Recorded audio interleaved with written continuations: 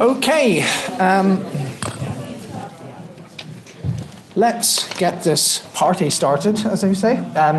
Thank you so much for your attendance this afternoon. Welcome to those of you online, the many online. Thank you to Just Security, our sponsors. For those who don't know me, my name is Ciaran Martin. I'm one of the professors of practice here at the Blavatnik School, and welcome to the third event of the Oxford Programme for Cyber and Tech Policy.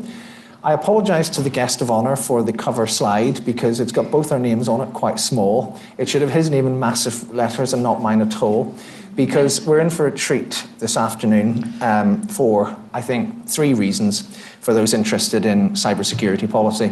One is that it is very easy in an Anglophone university in the West to have this subject entirely dominated by, if you like, an Atlanticist discourse. And even sometimes it may feel like a United States discourse with the rest of us occasionally invited along. Most internet users, as with most of humanity, is in Asia. Lots of extraordinarily exciting innovation and development in that continent, and it is of the utmost strategic significance.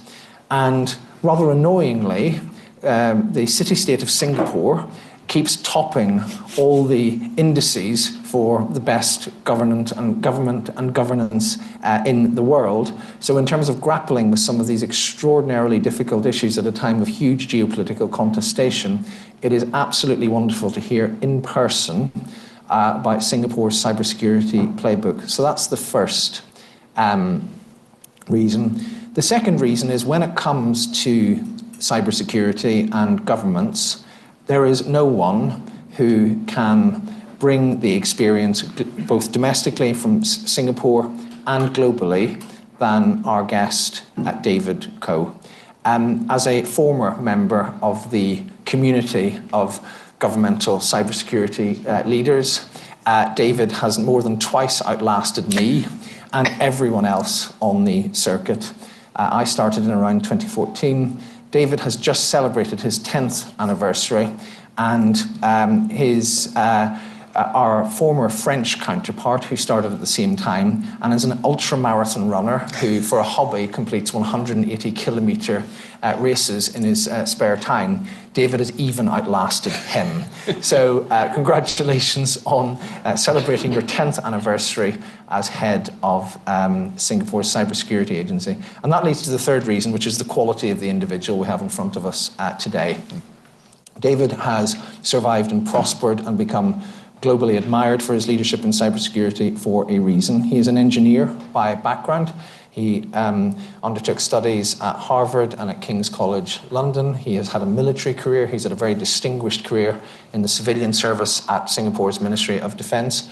But his crowning career achievement, which continues to this day, and for all we know, well into the future, is as the founder of Singapore's world-class cybersecurity agency. So it's an absolute privilege to welcome him to the school today. We thank him for the privilege of his attendance in person and look forward to hearing from him. A little word on the format. David will deliver some remarks, and then there will be a Q&A. For those of you who are online, please submit them in the usual way. I'll do my best to moderate. Obviously, in the room, please just raise your hand, and I think there'll be microphones. And if you are asking a question, please do identify yourself to give David a little bit of perspective as to where you might be coming from with your question.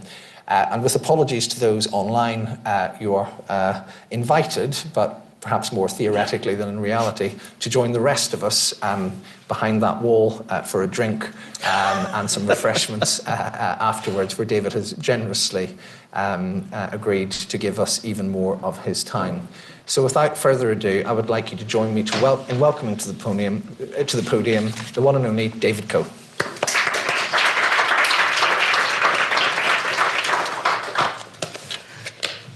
Thanks so much, Ciaran, for that very kind introduction. When Ciaran first departed from the chief executive role in NCSC, I told him, and came to Oxford, I told him that when I grow up, I want to be a professor as well. So I guess this will be a bit of the aspiration that I have. I'd like to first express my special thanks to Ciaran and the Blavatnik School of Government for inviting me to speak to all of you. I think it's a great privilege and honor. I understand that you've had Richard Horn, the CEO of the UK's National Cybersecurity Centre, to speak to you all. And I think I just met with him in Manchester. I came down from Manchester from Cyber UK, where I had the honor to be on a panel together with the director of GCHQ and my colleagues from Japan and Germany as well. So I'm glad to see Cyber UK also becoming a very international event. And this audience, I think in particular, very pleased that it's such an international audience. I find that I have a great honor and privilege to be addressing this audience. I'd like to start my remarks by actually presenting a perspective of how a small country like Singapore sees the world around us. And it may be something that would resonate with some of you, and maybe something that's new to some of you as well. We are a small country, tiny, without any hinterland and with no natural resources. Our survival is contingent on our being able to connect, make ourselves relevant to the rest of the world. Trade is 3 times our GDP. That is the extent to which we are connected to the rest of the world. This world that we recognize, however, is rapidly changing, and it has profound implications in many dimensions, not least of which is the digital and technology space. We're talking about a systemic change in the world order. This was the world order that was established after the Second World War. With the hyper-globalized world we also experienced after the Cold War, these profound changes are already underway, and it will be some time before we'll see what it turns out to be and recognize its full impact. Or another way to put it is that the world is changing. We can debate in terms of what it will eventually change into, but the fact that it is already changing, I think, is not in doubt. The rules-based order is fraying, and this has serious consequences for technology and cyber, because the operating context for cybersecurity is actually shaped by the evolving dynamics of the world around us. We don't operate in a vacuum. We operate as part of the physical world. So this brings me to highlight 3 developments that I see taking place in the tech and digital space. The first, the trends of globalization that we have become accustomed to have been reversed. Free trade, just-in-time supply chains, optimized for cost effectiveness, they're no longer in vogue. The pandemic actually highlighted the fragility of our supply chains. And we talked about friendshoring to secure our supply chains. And we discussed some of the negative consequences. Now, we're going further. We're talking about reshoring, bringing back, onshoring our capabilities and capacities, including many factors of production, back into each individual country. We've gone from free trade to limited trade among friends to outright domestic production. The US's universal tariffs are an attempt to bring industrial, research, and manufacturing capabilities and capacities back home. And other countries are also responding with similar type measures. To be clear, I think the use of tariffs is not entirely new, nor is it completely and inherently bad thing. However, it can be deeply disruptive when it's applied across the board. The second is that there is a now greater inclination among countries towards bilateral rather than multilateral processes. At the end of the Cold War, we saw a proliferation of multilateral processes. I come from Asia, and I will tell you some of the things that we saw in Asia. The ASEAN-related fora, such as the ASEAN Regional Forum, was set up in 1994, ASEAN Plus 3, 97, East Asia Summit, 2005. All of these were established as a sample of the political fora within Southeast Asia or around Southeast Asia. And the same can be said from the economic domain. Today, we are now hearing and seeing countries increasingly losing faith in multilateral processes. Anyone who is familiar with work at the United Nations would know the challenges of finding consensus among the many different member states on any single issue.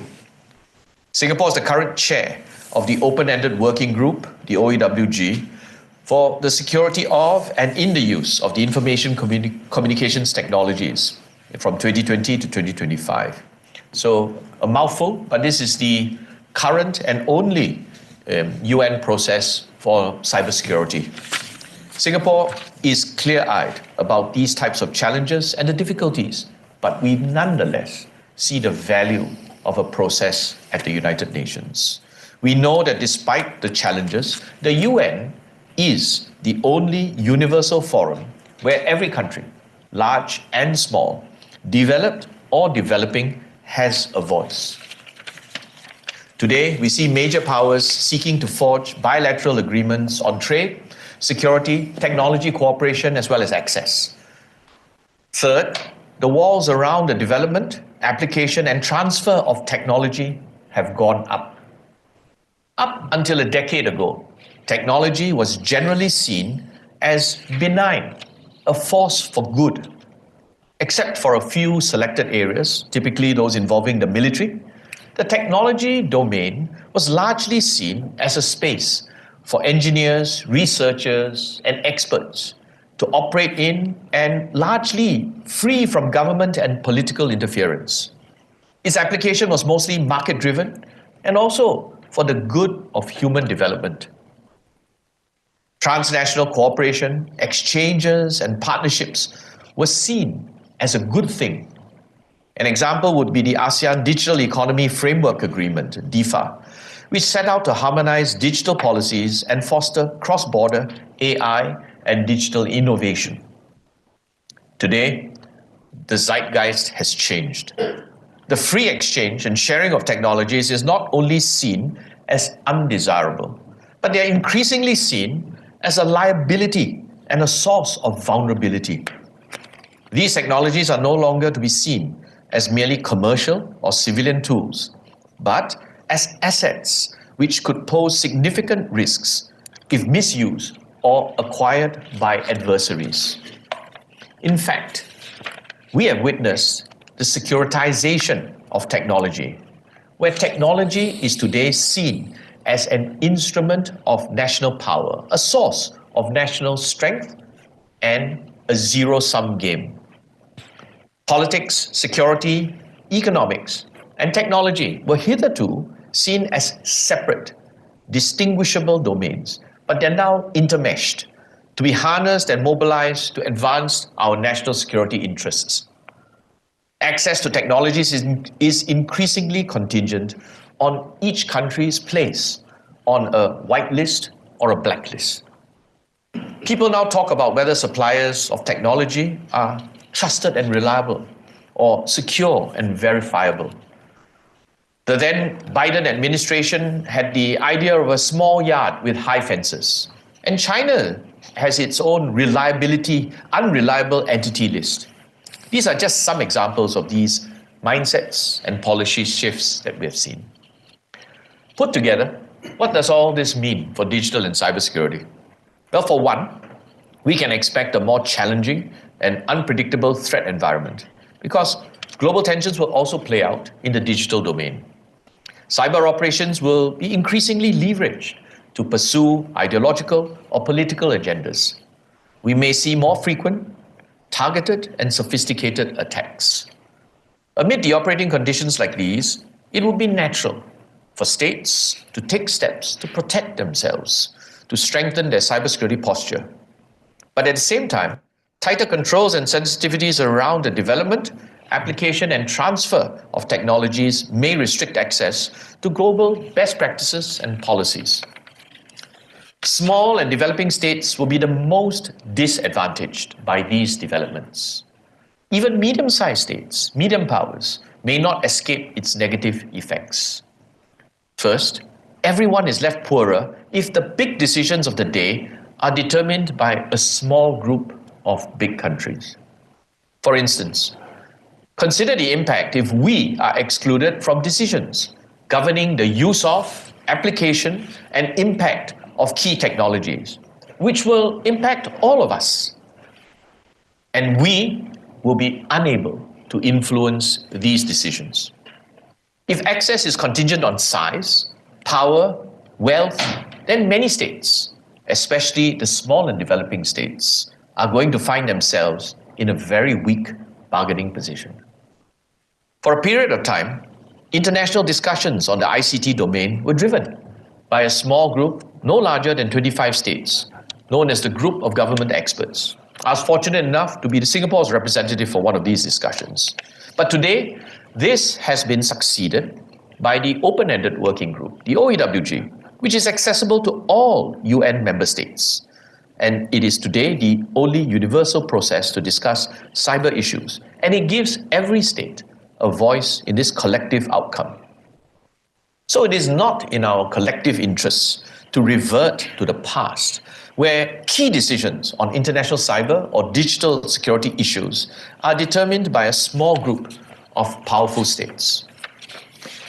Second, regardless of our national and economic development, we are more likely to be left behind in a world that is less interoperable. It is in our interest to ensure that technical standards in terms of digital and cyber issues remain interoperable because it facilitates communication, exchange, convenience, and safety. If the trends that I've highlighted persist or harden, then we are likely to see various technologies becoming fragmented. As each country looks inward and tries to develop their own solutions to their own problems, it won't be a stretch to say that there may come a time when systems and networks won't be able to talk to one another. I'm old enough to remember that when we traveled to Japan, our cell phones didn't work in Japan because Japan had developed, they were advanced, and they developed their own mobile technology and infrastructure ahead of global standards. So if you travel to Japan, you had to get a Japanese phone in order to operate in Japan. Today, we all go to any country in the world and all our cell phones are interoperable. We don't want to go back to that past. Collectively, we will all suffer. From an economic perspective, from an educational perspective, from a social perspective, and in some cases, safety as well.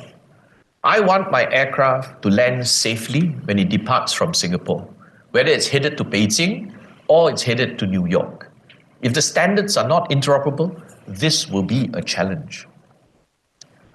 Small and developing states will suffer disproportionately because we will not have a say in how standards are developed in each country, nor will we have the resources or size to determine our own standards. Lastly, small and developing states will be resource disadvantaged in their access to technologies. Hitherto, global supply chains were distributed to maximize cost efficiencies. This is basic economic theory. But the moves to bring back the manufacturing of, for example, high-end semiconductor chips back to Europe and the US may be well-intentioned, but it will also raise the cost of production. Governments may be prepared to pay a high cost to produce customized high-end chips for advanced defense equipment at a much higher cost. When national security trumps economics, and this may be true. However, consumers and businesses may not be willing to pay much higher prices for components, parts, for consumer products.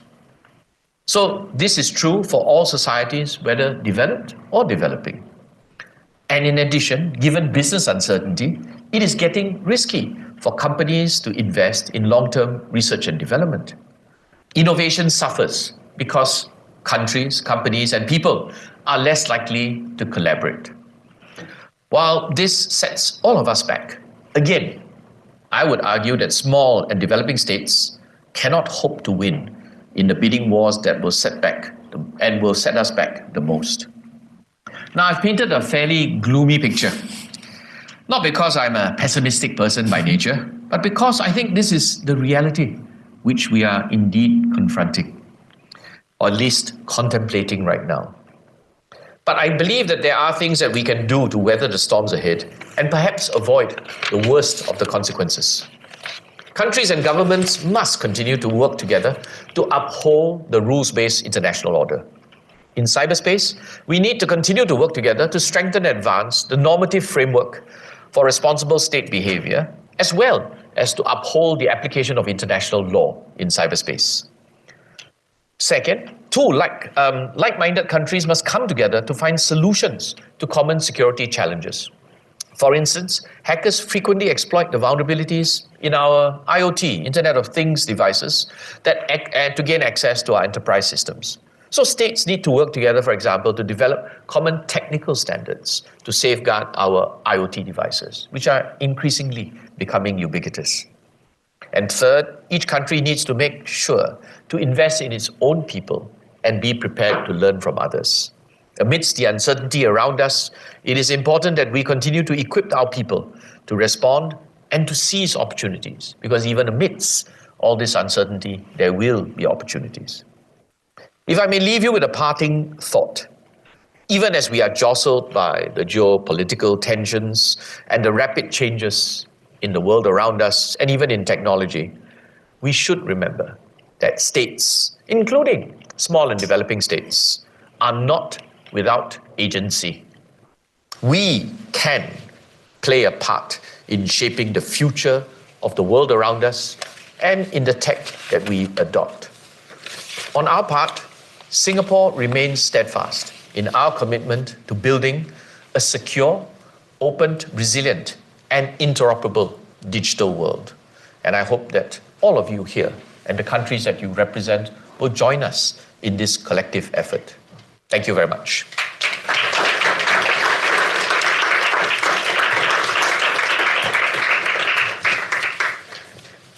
Thank you.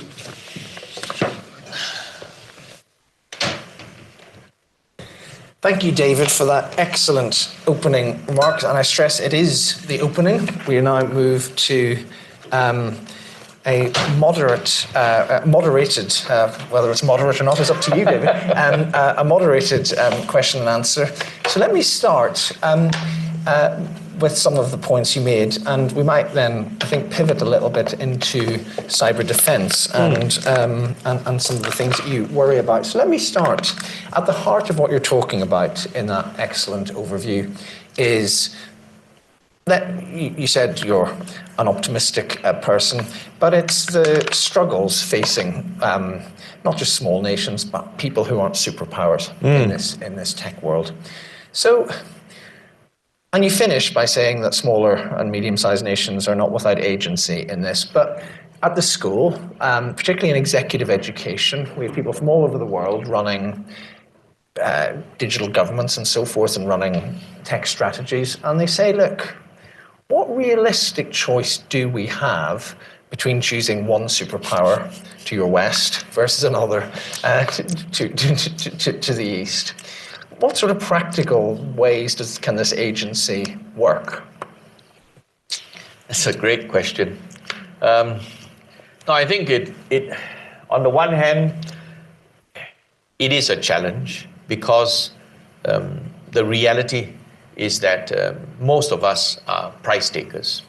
I would share a conversation that I had with a Russian counterpart who Ciaran is of course familiar with, and we were discussing about the challenges that we are facing in the digital domain. And he told me, Mr. Koh, why are you concerned about Russia? All right. And he said, look at yourself. What do you have on your body that's made in Russia? Nothing is made in Russia. On the other hand, how many things are made in China? And his point to me, not very subtly, was that perhaps we are not the problem, someone else is the problem.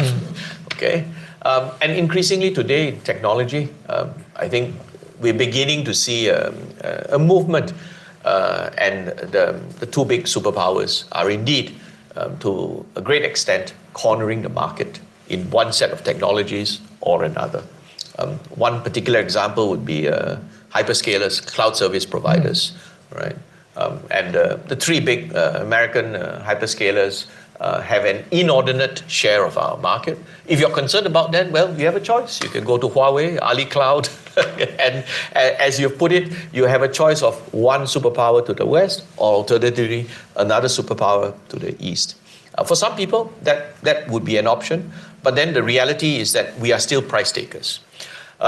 I think that having said so, we are not without agency. I do believe that we can, and there are examples where alternatives can be found.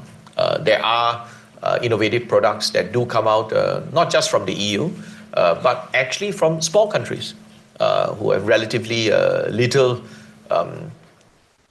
resource.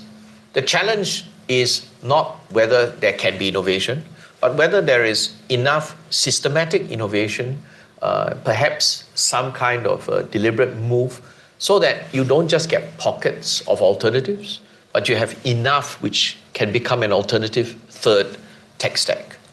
That I don't see happening just yet. But I think as we evolve going forward, this might be something to think about. I think the reality today is that there aren't many immediate choices. There are pockets of choices, but not a clear alternative tech stack. And do you detect, given this duopoly of the tech stack, do you detect an awareness by either of the superpowers of the unfulfilled desire, if you like, of other countries outside that duopoly to do something about this?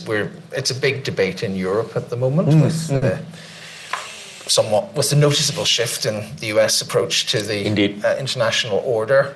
Certainly, if there are plenty of Europeans who wish they could wish an alternative tech stack into existence.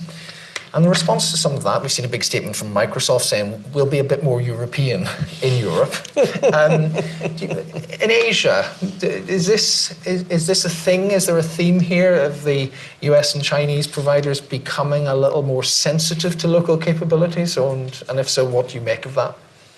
Even if they are, I'm not sure I'll bet my house on it. Right, yes. Yeah, indeed. But no, maybe just to go back a step, I don't think an alternative tech stack is realistic. I think the current reality, and if you look at Europe, it is far more united, homogeneous than Asia, for example, and much richer. So if we begin with Europe and perhaps pose a hypothetical question, we would like an alternative cloud that's not American or not Chinese. I think when the survey is done, there's a significant number of companies or governments who would say that, yes, we would like this. But then when you have the follow-on question, will you be willing to pay extra for this? Then I think the number of people who are prepared to do this drops significantly. So I think this is the reality. In theory, we would like it. We would, as you put it, want to wish to have this alternative. But when it comes time to take out the pocketbook, I think the willingness to pay drops significantly. All right. And if this is what is happening in Europe, I think there's no chance that it will happen in Asia, because I think it's at a totally different state of unity, common vision, etc., and also the different economic state of development. So I wouldn't hold my breath. No, I don't think many of us are. But let's move on, and I will open it up to the floor after this. So please do raise your hand if you'd like to ask a question. But so I don't want to concentrate on the bits where international diversification and cooperation won't take place. The tech stack, I think you're predicting with reasonable confidence, will continue to be a duopoly for at least some of the foreseeable future. But there are areas where... Sorry. Before we go there, actually, I also wanted to share a perspective. Please. I think that one thinks that the Chinese have an alternative tech stack. I don't think that's true today either. I think the reality is that the Chinese are dependent on US technology. Yeah. They are dependent on Microsoft, they're dependent on Cisco, and a whole bunch of other things. So I think that it's interesting to see that even from our perspective, we're sitting here and saying that, oh, you have a choice between the East or the West. But actually, I suspect that when you look at it from China's perspective, they are not particularly, I would dare say that they don't think that they worry at the geostrategic level about their dependence on the US. But even in this kind of situation, they find that they are in certain cases dependent on the US. I would say that the US is also dependent on certain types of Chinese technology. So it would appear that the world today is significantly interdependent, even at the superpower level and in the area of technology. This was very different. Some have characterized this as the new Cold War, but I think it's actually a mischaracterization, because in the old Cold War, the amount of trade between the West and the former Soviet Union and the Warsaw Pact was negligible. So they were separate economic systems, so to speak. And if you cut it off, you had sanctions, etc., there was no significant impact. But today, the two economic systems, the digital systems, are all heavily intertwined. So I don't think it's, and I think that's the state that we are in. It would take many, many years, I think, before we are able to successfully, I use that word in the loosest possible way, successfully disengage. So that's fascinating. You brought it up as we were about to move on, but let's dwell on it. It's absolutely fascinating. Because I think I think next week, if my memory serves me correctly, is the 6th anniversary of the US sanctions on Huawei, which would be seen by many as the first salvo in the tech trade war and the new Cold War, as you put it, but then kind of dismissed it. So 6 years on from that, clearly there's been further sanctions, there has been a conscious US strategy more or less to eject China from some parts of its ecosystem. But kind of what you're saying is you're not really buying that in terms of there's still a lot of mutual interdependence and you don't see that going away anytime soon.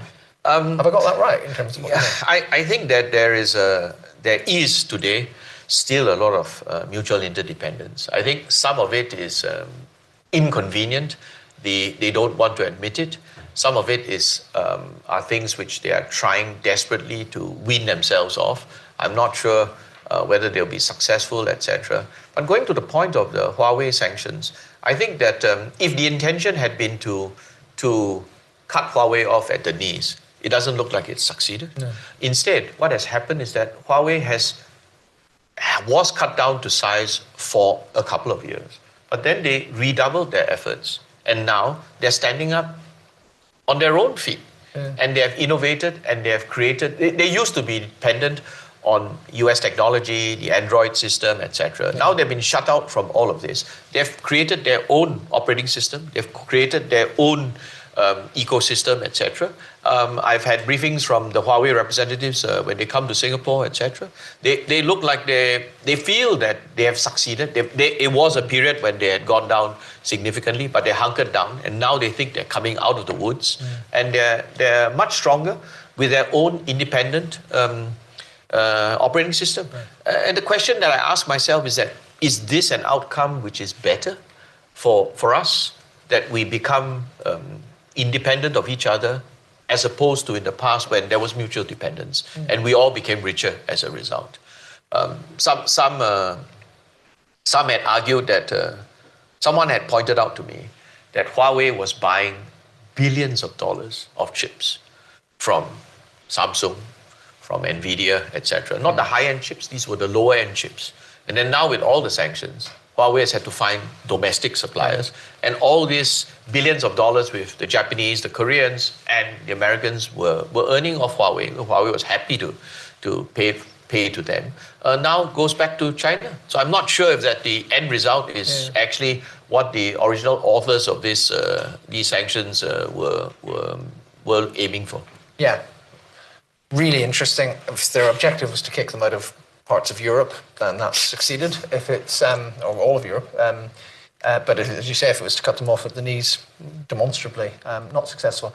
Questions are flooding in online, and there's a theme to them, which is around the cooperation and cybersecurity mitigations we can do internationally, your agency. But before I come to them, I don't know if there are any questions in the room about this. Oh, yes, we will come to them. So sorry, put your hands up again. Can you start? And there's a microphone coming, and please introduce yourself. Thank you so much, Mr. Ko. I am a student of Masters in Public Policy at the Blavatnik School. I'm from India myself. My name is Kangshi. So the more I think about the security crisis that small nations could face, I'm also thinking about what do you think is the positives and the negatives, both the challenges and the opportunities with AI being integrated in the new cybersecurity laws, etc. Because the existing laws, and speaking from my own experience, are quite obsolete in terms of dealing with the AI integrated challenges in this space. And if you could speak from maybe India, Singapore exchanges, what have been some successful bilateral relationships there, that would be very helpful. Thank you. Thank you. Shall we do a few more? Yeah, we'll take the next one, and then there's a question here. Take the first three. Excellent. Gentlemen, thank you. Hi there. My name is Asim Khwaja. I work for UK government cyber policy. Ciaran, big fan of yours, been following you for a while, and David, all the successive journeys of CSA. How much do you think Singapore has been spared from the state nation actors compared to UK, without going into any specifics? You think there's a bit of an edge there in terms of having that a better night's sleep, shall we say? Thank you. Okay, thank you. Thanks. Thank you. A really brilliant presentation. I'm Sam Dawes. I'm a senior advisor to the Oxford Martin AI Governance Initiative. But my background's with the United Nations and then the Foreign Office. So I'm particularly interested in your remarks around interoperability and the connection to interdependence.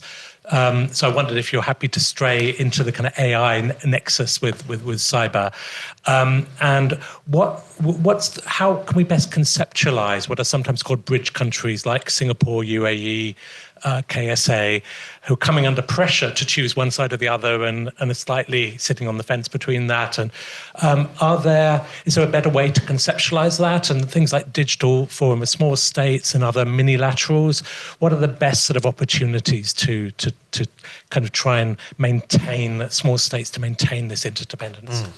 So to let you think, I try to group these into themes. It's always difficult. But there is something there around interoperability in the age of AI. There's the general AI and cybersecurity. And then, because this will help us to pivot to some of the online questions, there's the question effectively about nation-state activity and Singapore's share of that malignant problem.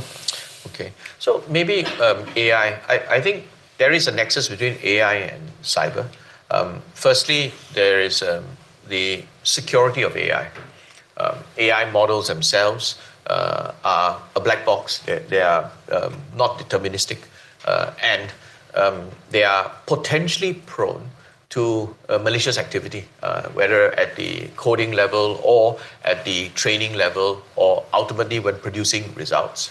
And these can take the form of potentially bias or malicious output. So how we protect the AI is a scope of work that my agency is looking at, what we call the security of AI. There's also elements which are related to it, which are different, explainability, bias, etc. So those are more the bright side of things, or making sure. But the dark side of it is when there is an active adversary who is trying to undermine it. So I think that's how I would separate the two. So there's the security elements of AI. Then there is AI for cybersecurity. Cybersecurity is actually a labor-intensive piece of work. There are a lot of anomalies which you're trying to sift through, etc. And these are areas which potentially AI can be used. And sadly, not enough is being done. And I think that it suffers from a bit of not invented here. The engineers themselves don't quite want to try something new. And there is, in my view, an underinvestment in using AI for cybersecurity. All the products today come and they claim that they have AI, but the reality is that, based on your shaking of heads, you understand completely what I mean.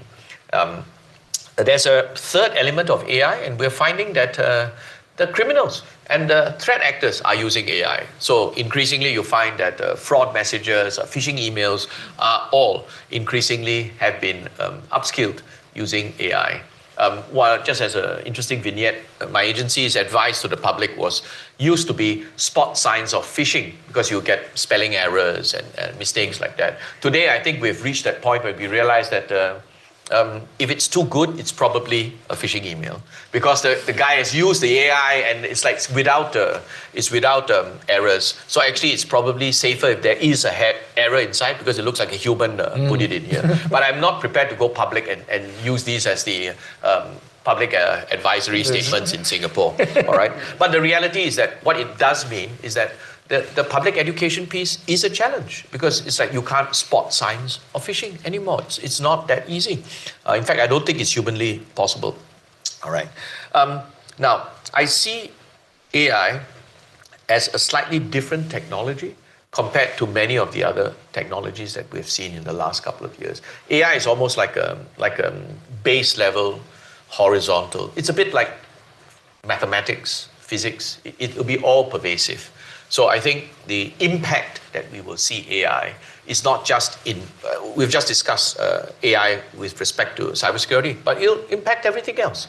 And I think that the potential impacts, I think one of you asked about the pros and cons, the pluses and minus. I think that we will have no choice but to adopt AI. Otherwise, we risk being left behind. Whether it's economic growth, educational opportunities, job opportunities, etc. I think someone put it that the fear is not so much that your job will be replaced by AI, but it'll be more that you will be replaced in your job by someone who is more AI capable than you are, right? So it's not that you'll be 100% replaced by an AI machine, but rather two individuals, one who is more willing to adopt AI, will be in a much better position. Our challenge then now is how we can adopt AI safely and securely. If we don't understand the challenges, we don't understand the downsides, etc., then I think that will be the challenge. My internal guidance to my colleagues is that our job in terms of cybersecurity and digital security is not to say no. It's very common for people to have that frame that cybersecurity is the art of saying no. Actually, I look at it the other way. It's how do you enable the technological transformation? How do you enable the adoption of technology, but to do it safely and securely? The analogy I use is that cybersecurity is like the brakes on a car. If you want to go fast, actually you need good brakes. And you want the brakes to be installed and tested before you start going fast. You wouldn't dare go fast if you didn't have brakes on your car. So that's the analogy I would use. I think interoperability is key. I think that we tend to see choices of tech stacks as binary. It's like yours or mine, etc. But actually, my argument is that you can have, the issue is not about the tech stack. The issue is about, if our concern is security, it's more to do with supply chains, where it is made. So going back to the example of cell phones, if our cell phones are interoperable, then fine, all right? You don't trust Huawei, don't buy Huawei, all right? Then buy Apple. Oh, but Apple's actually made in China as well, but that's another story, okay? But the reality is that if you are concerned about the security, then it is about the supply chain and where it is made. The fact that they're operating the same tech stack should not be the basis of concern, all right? I would argue that there are three buckets with respect to interoperability. Things which can and should be interoperable, things which should not be interoperable, and there's something in between. What should not be interoperable?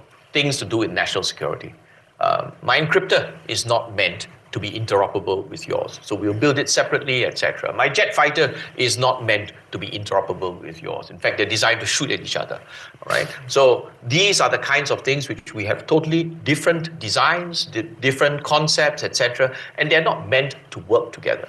There's another bucket where they are meant to work together.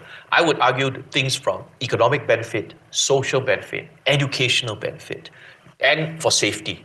These are things which can and should remain interoperable. And there should be no concern because they're not in that national security bucket. The third bucket will be things which have to do with personal data. I think that's slightly in between, a bit more awkward because, for example, the EU has got GDPR and they've got to set a very high standard on that. And then we have to work through those two. But the point is that notwithstanding the two buckets, if you can look at that bucket where a lot of things can and should remain interoperable, my argument is that these things should maintain interoperability in the same tech stack. It should not impact the security. The argument is that, as it were, one can have the cake and eat it as well if you maintain interoperability. The concern is about, for example, national security, then those things need not be and should not be interoperable. So I think that there's a case to be made even today for interoperability. And then we can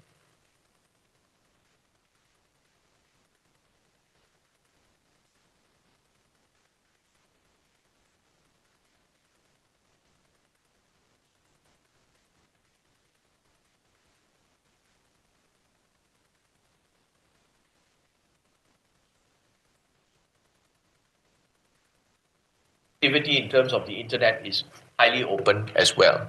So the attacks that we see in Singapore are representative of attacks you see everywhere else. I will say that geography does matter. I'm glad to say that we don't see some state actors who you perhaps more familiar with in Europe, partly because we're further away and partly because they're busy doing other things right now. And they've traditionally not operated in our space.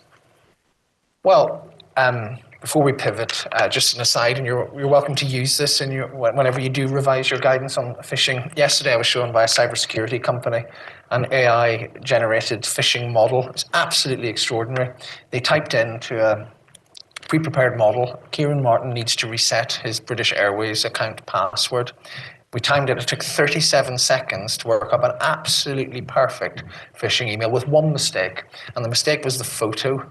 I don't know why they'd script, but they script off a photo of BA staff, but it was weirdly on a socially distanced plane with everybody wearing masks, including the staff, which is the only hint. All the words were absolutely perfect.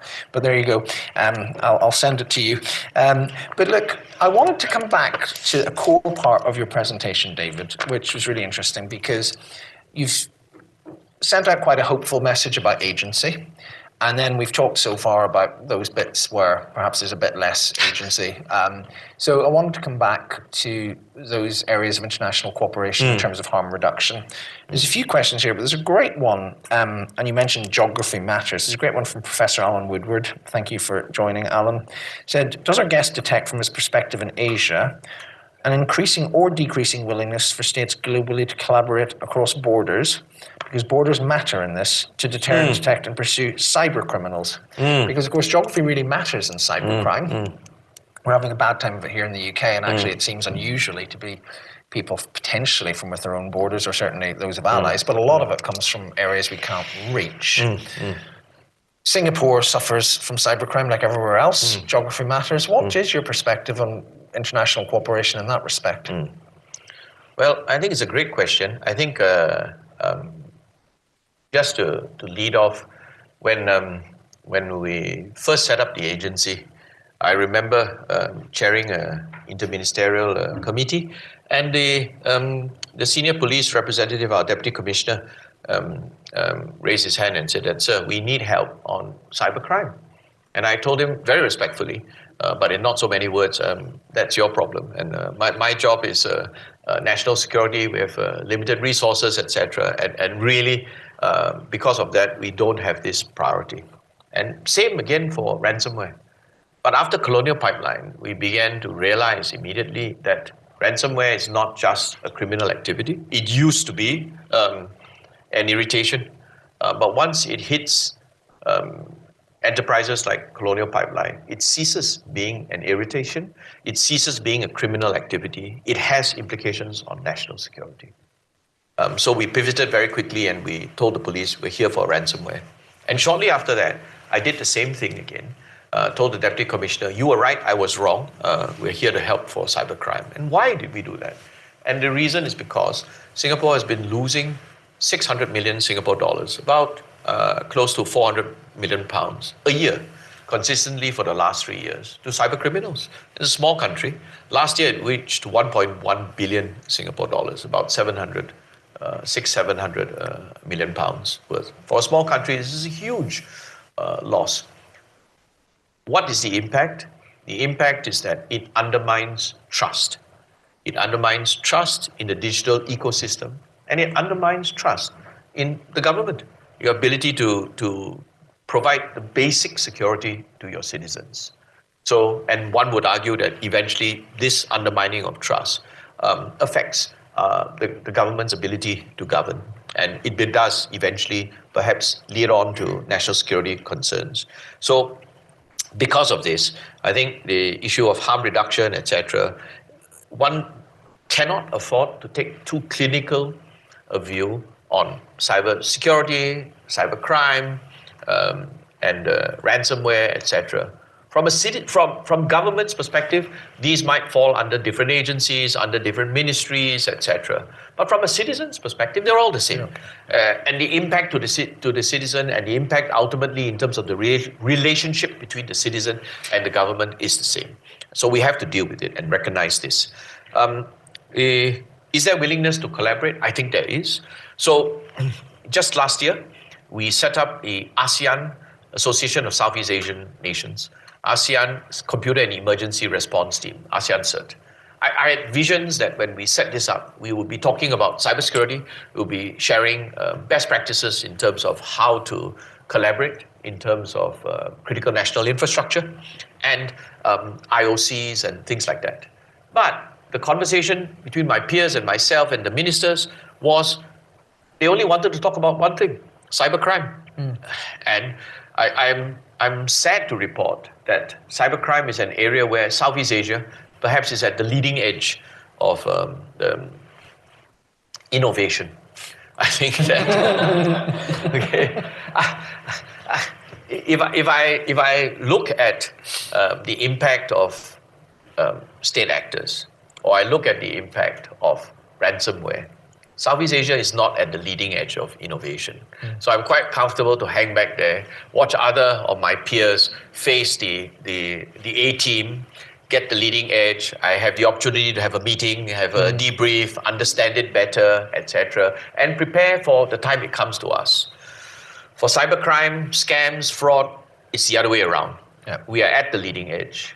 My sole consolation is that the sense we have is that Singapore is not at the leading edge.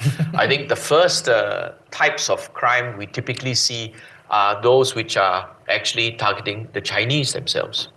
And then after that, the Thais, and then after that, they see them coming to Singapore. Right. Not a league table that you want No. Definitely not one that even being on third is not an ideal situation. Yeah. So the geography, I think what is interesting is that the issue is perhaps not geography. I spoke to some of my colleagues, and they initially were I think a bit complacent because their languages were spoken by a small group of people and difficult to understand. So the Thais, the Estonians were sort of happy that they were in a sort of an isolated bubble. But because of AI, suddenly the scammers are able to craft the phishing emails effectively, even when there is a small pool of language speakers. The borders don't matter, but they do matter. They don't matter in the sense that, it's cross-border, but they matter because it affects our ability to be effective. So I would argue that the borders are our challenge, but they're being exploited by the attackers. The attackers deliberately use our borders against us because they know that there's a limit to our jurisdiction, a limit to our ability to cooperate, etc. And they don't do it by chance. I would argue they deliberately operate outside the borders or outside jurisdictions, which make it difficult because you don't have cooperation with those partners. So that when you do detect it, it becomes doubly hard. A specific example, initially we saw scammers using SIM cards from Singapore in Singapore. We were able to trace them, we arrested them, etc. Then they reacted, and they moved out of Singapore, but to the border in the southernmost state of Malaysia. So they used the Singapore SIM card, where they still could get Singapore telco signals, and then they pretended to be Singapore numbers, and they scammed Singaporeans. With the cooperation of Malaysian police, we were then able to arrest them and defeat them. Then they moved to using VPNs. So now they can be literally anywhere in the world. right? Using the VPNs to tunnel back into Singapore and then operating from there. We go to the apartment and then we knock on the door and then someone says like, oh, I just rented out the room. I don't know what's in the room, etc. So it's becoming increasingly difficult for our police to put an end to this. And again, they are using the technology and our limited jurisdictions in the classical Westphalian borders against us. Yeah. So the willingness is there, but it's getting harder. Turning to another aspect, and then I will open it up to the floor, but it brings in two questions online, one from Graham and one from Sam Ray. They're both predicated on your remarks about the strains in the international order and what that means for agency. And one is around national legislation, because lots of countries, not the US, which is dominant in so much of the tech, but in terms of users of tech, lots of countries going down a legislative route. But of course, that might pose challenges for interoperability or at least alignment. And the other is non-legislative, but very important. The whole ecosystem of standards, often written by private sector bodies and so forth. So I guess taking those together, given the strains in the international order, what opportunities and challenges are there around improving the situation through national legislative measures and through harmonising what still are, in your view, you've been very clear about that, interoperable tech stacks? Great questions. I think that my view is that legislation is required. I spoke in Manchester at Cyber UK, and the view is that there does need to be legislation. Legislation actually for critical national infrastructure is essential, because the reality, in the Singapore's case, 70% of our critical infrastructure is run by private companies. So the interests of private listed companies is quite different from the national security interests. They have a business to run, they're a listed company, they have obligations, fiduciary duties, etc. So when an incident happens, they are concerned about their share price, their headquarters, some of them are not headquartered in Singapore, etc. Versus a national security concern of interconnected entities, etc.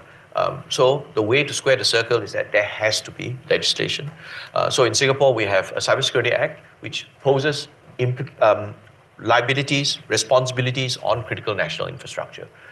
You do need to reach a certain level of cyber maturity. When there is an incident, you have to report it to us. You will be audited, and we will check your standards, etc.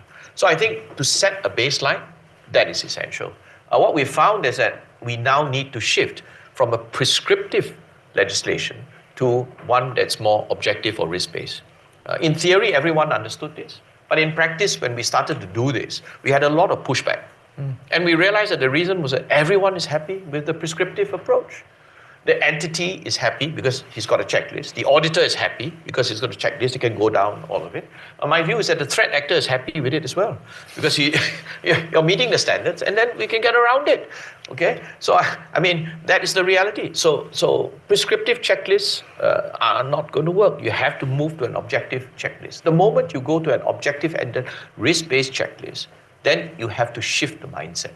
And I argue that the mindset that needs to shift is that it is not a regulated entity, regulated entity versus regulator relationship. It is not a regulator-relatee relationship where you're trying to make sure that I'm satisfied. It's not to protect the regulated entity from the regulator. The bad guy is out there. We are on the same side. So we need to protect against the bad guys. So I think that is the first thing that I would say. But sorry to cut across you, but before we go on to standards and so on, do you get complaints from multinationals or in Singapore saying, well, your checklist is different from Japan's or Britain's or whatever? So we do, and I'll share a vignette. So I was speaking to one good friend from a multinational, and he was saying that, look, your checklist is different. And I told him that, look, it's about 80% there. And last time I checked, 80% was good for government work. So, and his response is that, I understand where you're coming from, David, but I operate in 150 countries. Right. That 20% difference really adds up. Okay, so it got me thinking, and it's a sobering thought and I understand. Yeah. All right. So 80% may be good enough for government work, but the reality is for multinational countries, multinational corporations, they are operating, and I think that there is an argument for regulatory harmonization. Okay. All right. So I got the memo. What we're doing now is, notwithstanding this, it will never be 100% because I think different countries do have certain national security concerns driven by certain cultural or political considerations, etc. So I don't think it will achieve 100%. But I will share that in our most recent amendment to the Cybersecurity Act, we are extending it to cloud service providers and data centers. And what I've decided to do when we implement for cloud service providers and data centers is that I've thrown the ball to them. All right, you guys run big businesses. You tell me what the standards should be, and I will adopt those standards and mark you against your own standards.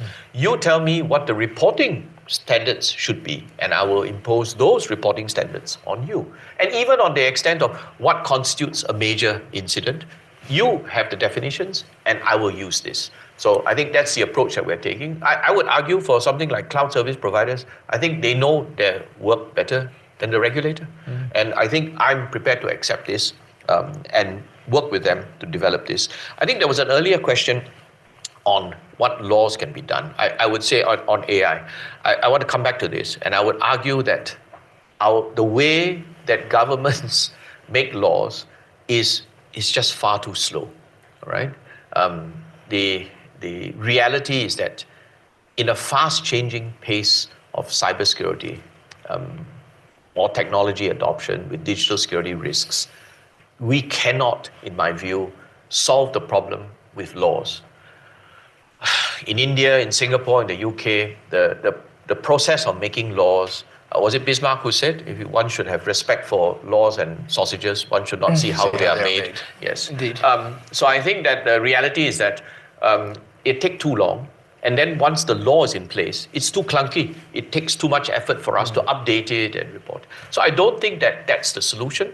And in our experience, when we try to ask the Attorney General's chambers for a bit more leeway, then the response is that we are unwilling to give unfettered powers to the minister, etc., too wide-ranging, etc. Yeah. I'm sure many of you have heard this before. So you end up with this tug of war, and I don't think that we will have an immediate solution.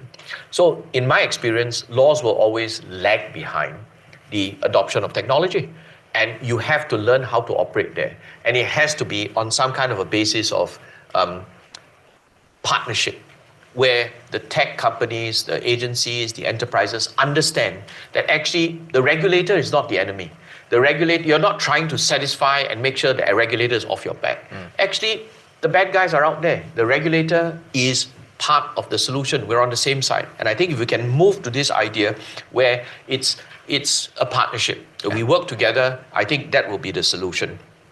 On the standards, the non-legis types of standards, I think it's a challenge. I think that the reality is that companies ostensibly are responsible for coming up with the standards. But in many cases, it seems like the companies are being guided by capital and shifting the standards in a particular direction. As I said in my remarks, it didn't seem like such a long time ago when technology, for technology's sake, technology was run by engineers who just wanted to make it. But the reality is that how it is used, how it is guided, is becoming a factor. So I think we should be realistic and not idealistic. One would wish that technology standards, are done by engineers in the purest form, but I think the reality is they aren't. We just have to recognize this and recognize that it is something that has to be dealt with as well. Fascinating. We're getting much closer to the end of the session than the start. So any more questions from the... Yeah, please, thank you. And then Roxana. Thank you very much, David, for your insights. I'm Harriet Moynihan. I'm from Chatham House in London. And I'm a lawyer, so I appreciated your Bismarck remark. I wanted to ask you about the open-ended working group, and you mentioned, of course, that Singapore is the chair of that. The mandate of the open-ended working group is coming to an end this summer, and there'll be a vote in July in New York. So I'd be very interested in any thoughts you have on the next steps for the UN process, which, as you mentioned, is so important, insofar as you're able to comment. And in particular, perhaps any comments on the prospects of a future permanent mechanism. Thank you. And Roxana, did you have a question next? I had a similar question, actually, about multilateral cooperation. So you made a strong case for the UN, and we know the UN has also now adopted a treaty on cybercrime, the first treaty in a really long time, the first one at the global level. How do you see the future of that? Thank you.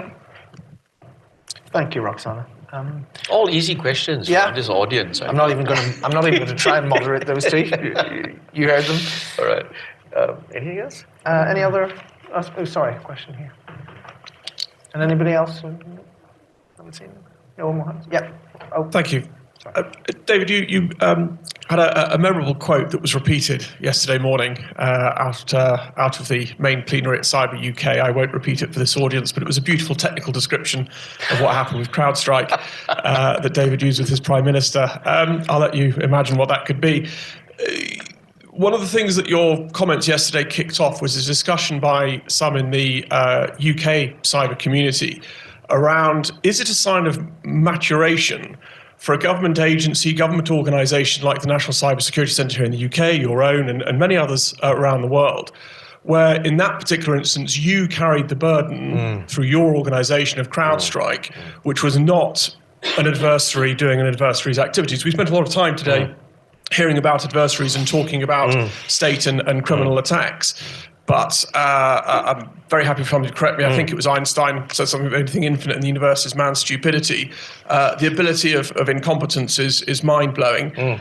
From the perspective of how cyber is evolving as a subject matter for organisations like your own and Ciaran's former organisation too, are we seeing as a sign of maturity that these sorts of organisations and part of our critical national infrastructures are having to deal with incompetence as much as, and increasingly more so, beyond criminal intent, be that state or OCGs? Okay, so Great. 2 questions on the UN process, and one on resilience and and incompetence. We will come to you you next, but it's probably best we pause after 3.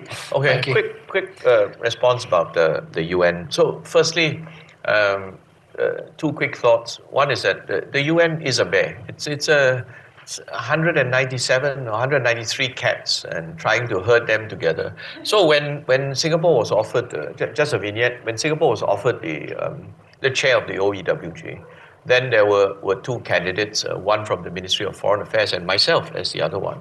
And I went to see our senior minister in charge of security, coordinating minister for national security, our CDL equivalent. And he asked me, what do you think? I said, clearly, sir, it is a job for the MFA. Then he asked me, aren't you suited to do this? And I said, firstly, I'm not a diplomat, definitely not a lawyer. And secondly, I've got a day job, I have to run the cyber center. And I said, I can't be on a plane to New York and there's a cyber incident in Singapore. All right, I have to be on the next plane back, and I can't deputize the chairmanship of the OEWG to somebody else. So that was perhaps the best conversation that I had in my career, because then when I saw our ambassador Berhan Ghaffur chairing the OEWG, it is a challenge to try to firstly corral the different views of 193 countries. And secondly, the UN processes themselves are an arcane art in and of themselves, not one which I don't think I'm steeped in learning. The question of what will be next, I think, is a huge challenge. I think that I speak for the small and developing countries, and the last thing we want is more than one process, right? It started with a UN process called the GGE, and then it translated to the OEWG. At one stage, there were 2 processes in parallel, and that was a terrible situation, because you had 2 processes requiring double of the resources to do this. Big countries perhaps could manage it. Singapore was really stretching, trying to accommodate both. But many small countries were just impossible trying to staff the 2 processes at the same time. Second, the message you're sending when you can't even agree on which process, does not bode well for consensus. If we can't even agree that we'll adopt this process or that process, don't talk about what is the process supposed to deliver, just the process itself. If we can't even have consensus on the process, then I think it doesn't bode well for agreement. So I think what I will say is that what I hope for the future is that we will have one process. Then will we be able to develop a consensus, a treaty, etc.? Well, I had a conversation with Ambassador Tommy Koh, no relation. He was Singapore's ambassador for UNCLOS, United Nations Convention for the Law of the Sea. So it's an older gentleman, had dinner with him, and I said, sir, my colleagues and I would like to hear your views on the challenges that you faced negotiating the United Nations Convention of the Law of the Sea. So he began by saying, David, do you know how long it took us to negotiate this? So I said, no. He said, 30 years. So and the sea has been around longer than cyberspace? Yes, exactly. So I think that the reality is that we need to understand, firstly, that the process is a long drawn one, and understandably, etc. But we're still, relatively speaking, early days when we compare to other processes, and the sea has been around for much longer than cyber. But even as we are negotiating this, I look at it half full. The fact that we are there together, the fact that we are talking about it, I think is progress. There's not 100% consensus, but we have got certain things which we can look back on. They call it the acquis, which form the basis. So the 11 norms of responsible state behavior. So quick plug. Many people think that cyber is a wild, wild west. There are no rules, there are no laws, etc. It's not quite true. There are 11 rules, norms of responsible state behavior, which all the countries at the General Assembly have agreed and endorsed. These 11 norms of responsible state behavior are a bit like the 10 Commandments. Thou shalt not attack another country's critical infrastructure. Thou shalt not attack the computer emergency response teams of another country. If you receive a request for attacks emanating from your country, you will help to provide the information, etc. So these form responsible state behavior norms. Someone put it across. So people have criticized these norms as being voluntary, non-binding. And is that good enough? Should we have a treaty as a cybercrime treaty? So one of my former colleagues put it across brilliantly. So she said, to the best of my knowledge, the 10 Commandments are not a treaty. They are voluntary and non-binding. But she said that to her knowledge, the 10 Commandments have inspired behavior and have inspired people to behave in a certain way, which I think have made a difference. Because the argument was that what can voluntary non-binding norms achieve in this world? So her argument was that, well, if you look at the 10 Commandments, I think that they have inspired behavior, and even though they're voluntary and non-binding. So I look at it, the glass half full. There is hope, etc. The Cybercrime Treaty was a tough negotiation. I think it reflects the relative difference because the OEWG is dealing with state behavior, whereas the Cybercrime Treaty is working against criminals. And I think that one could argue that it's easier for states to reach an agreement with respect to criminal activity than it is for state behavior. CrowdStrike, I think the issue is about, so what I shared when I was asked in Cyber UK to reflect on what were some of the big changes that had happened. And I shared about the incident of CrowdStrike, which arguably was not a cyber incident, but it was a resilience incident. And the comment that I made was that despite it being not a cyber incident, CSA was activated to deal with it. And to the credit of the guys, I think within a very short time, they managed to firstly put up the operational response, secondly, get a hold of the situation within the country, and then third, issue advisories, etc., and public communications. Upon reflection, initially, I thought it was not my job. Right? It's not a cyber incident, so why should I be doing this? Later on, after the fact, when I looked back at it, I realized that most countries which had issued statements on it, the statements had come out from the cyber agency. And the reason it come out from the cyber agency was because the first statement is, ladies and gentlemen, I wish to tell you that this incident is not a cyber attack. And the only person who has the credibility to say this is not a cyber attack is the cyber agency. All right. Now, then the question is that since I'm up there, it's like, all right, ladies and gentlemen, this is not a cyber attack. All right. Thank you very much. Carry on, please. Yeah. All right. You can't do that either. So since you have the stage and you're telling people it's not a cyber attack, it seems not unreasonable that you then continue and say that, all right, this is what has happened, this is what we are doing, etc. In the Singapore case, the realization is that we have the existing connections with critical infrastructure. We have the existing connections with the other segments which are not part of critical infrastructure. It was originally designed for cybersecurity reporting and intelligence sharing, but it was not difficult since you already have the infrastructure, 60, 70, 80% of it, that you can expand it to cover resilience issues. I'll share a final vignette. And some years ago, I visited the ops center of one of the big banks in Singapore.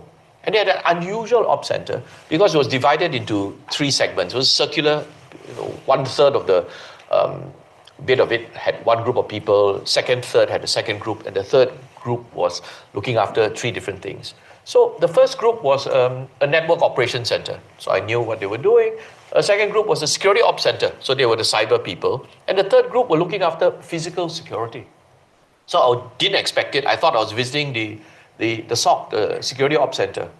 So then he said, like, yes, this is a SOC. And then what is this group doing then? They're running the networks, etc. And they're making sure that the things are working. And then what's this group looking? They're looking at the physical infrastructure.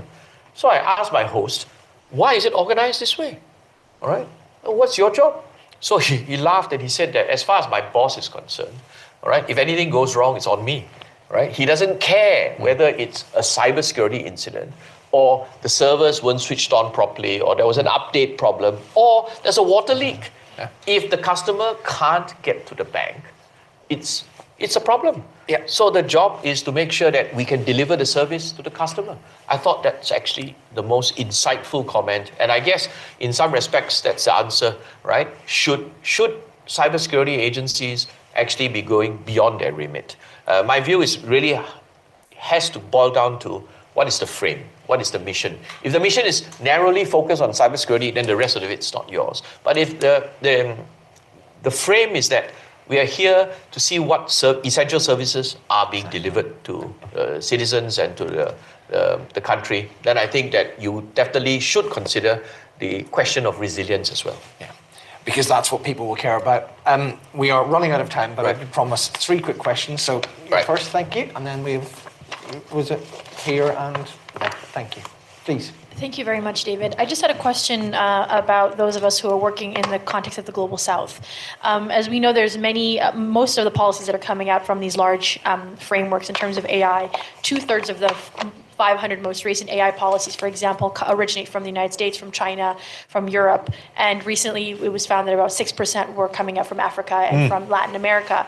And then now you can just, obviously things like Middle East, North Africa, and Central Asia, none. In terms of security, obviously in terms of Singapore, your neighbors and many of the countries in that context, we find that the digital divide is growing and is exacerbating. And in terms of safety and security, how do you find countries from the Global South can perhaps approach this, and those of us who are working at startups from these areas? Okay. Really good. And you? Thank you. Hi, David. So my question is that with regards to the aspiration of having interoperability only for economic and social, and as well as not to have interoperability for national security, I think it's a very good aspiration and vision. But when it comes to small countries, whether it's who do not have the depth of technical talent, what could they do? Thank you. And lastly? My question is about internal threats rather than...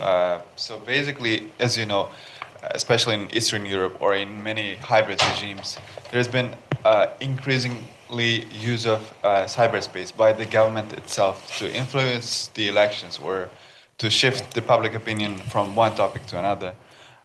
So in that sense, how you make sure that cybersecurity agency as as civil servants funded by the taxpayers' money, to make sure that they're not bound to, let's say, to the government itself, and so that there are cases when intelligence of the government is creating lots of bots on social media to change people's behavior or influence the public.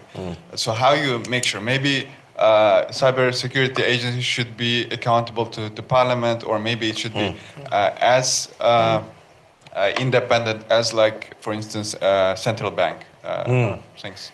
So 3 very different questions: the global size, voice and AI, secure interoperability, and lastly, the fiendishly difficult question about the misuse of state power, which is a good one to finish on. We've got about 4 or 5 minutes left. Okay, great. Off you go. All right.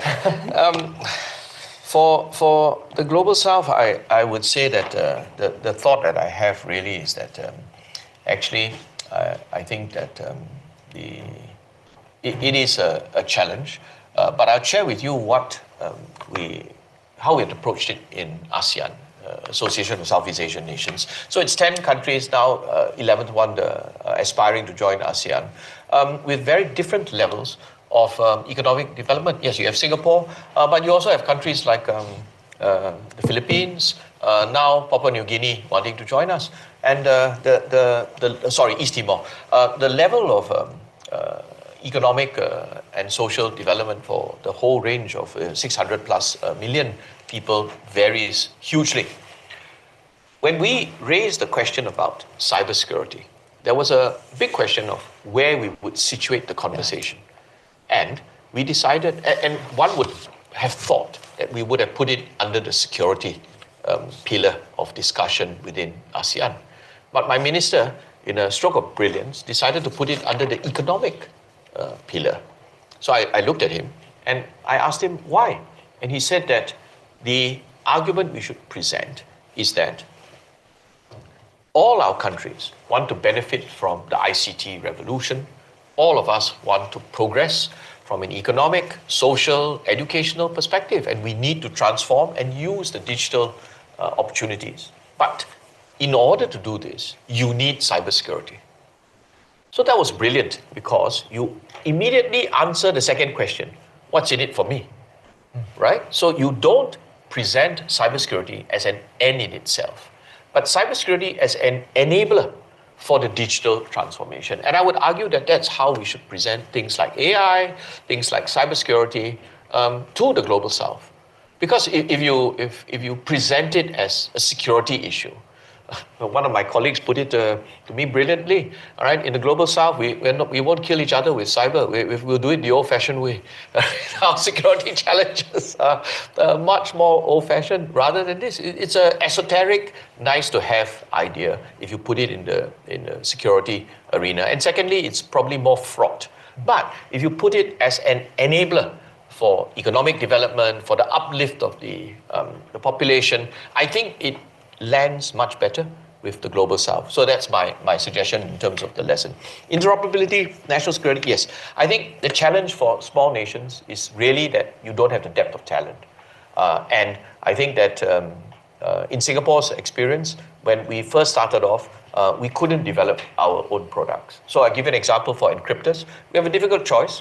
If you want to buy an encryptor from someone, then you run the risk that he'll be able to listen into everything you have done. Or the alternative is you build it with your own not so mature engineers, and then you run the risk that everyone can listen to what you have built.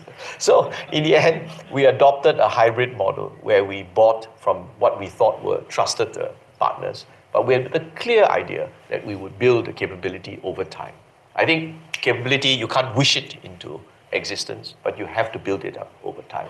So I think that in the case of encryptors, we do have indigenous capability in Singapore, but it was built up over many years, starting from an initial investment and taking a calibrated risk, buying the initial encryptors from certain particular countries and taking that particular risk.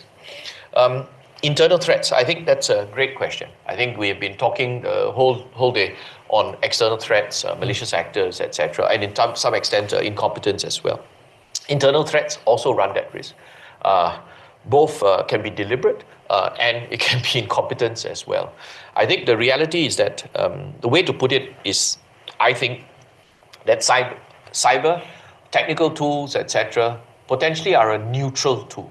They can be used for good, they can be used for malicious intent. And I think that that's true. From a government's perspective, you can use it to defend your citizens, and the criminals use the same kind of toolkits to attack your citizens. Government themselves can choose to use it against their own citizens. In some case, they will justify it on the basis that I am protecting it, the ends justify the means, etc. The question really has to do with your political culture, the political norms in your country, etc. What some countries do, I think, is, and really, I would say that it depends on the form of government that you have. Most governments still have the responsibility to protect their citizens against external threat. I think the hairier, more difficult challenge is what are the toolkits they are using to enforce it within your own borders. In some cases, it can be intrusive. In some cases, the political culture is that they are willing to accept some measure of intrusion against, for example, to counter terrorist threats. But in other cases, this is not acceptable. It depends on the political culture and the checks and balances. So some of the things you've mentioned, whether there should be government oversight, there should be oversight by the courts, these are certain options which countries have adopted. But yeah, it is a challenge. But I don't think it is so straightforward that it's black or white. It can be used for different purposes. Some cases, just an example of intrusion. Is it okay that the government listens to my conversations?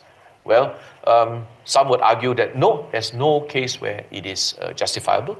Some would argue that if there is a case where it's a qualified right to have privacy, that in some cases, if it's a conversation between two terrorists who are threatening to bomb the train station later on, then I would be quite pleased that the security services are listening to this and are able to prevent this. But not everyone would agree with my views. So I think that this is not so straightforward an issue. Well, David, a tour de force, as I expected, but no less brilliant for that. We should conclude, I should conclude with both to you and the audience a thank you and an apology. A thank you for sharing just wonderful expertise so candidly. Really liked the way that you were prepared to admit that we sometimes don't know the answers, as well as when some of the trends are clearer.